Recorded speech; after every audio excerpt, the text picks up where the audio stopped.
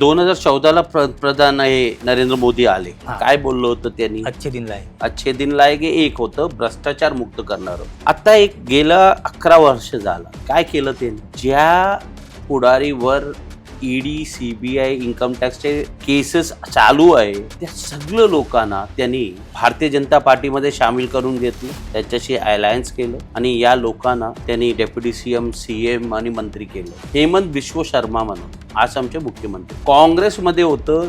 स्वतः अमित शहा तिथे जाऊन प्रेस कॉन्फरन्स घेऊन त्याच्यावर ईडीचे केसेस चालू होतं. त्याला काँग्रेसने तिकीट नाकारलं भ्रष्टाचारमुळे. हाँ. तो गेला बीजेपी में, आता मुख्यमंत्री आहे तिथे. अजितदादा पवार, सुनील तटकरे. तुम्ही बघा ना, फडणवीस स्वतः सांगितलं होतं की काही झाला तर याच्या बरोबर अलायन्स होणार नाही नाही सांगितलं.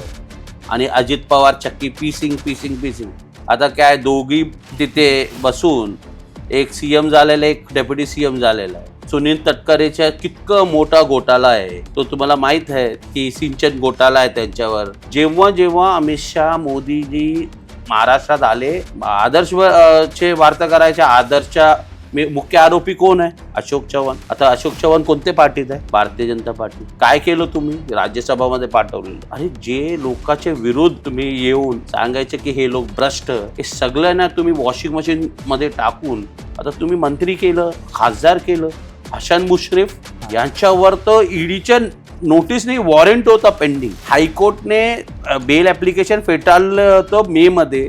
जुलैमध्ये तो मंत्री झालाय हसन मुश्रीफ. छगन भुजबळ 2014ला तुम्ही त्याला जेलात टाकलं होतं ना, महाराष्ट्र सदन स्कॅम मध्ये. आता कुठे आहे तो?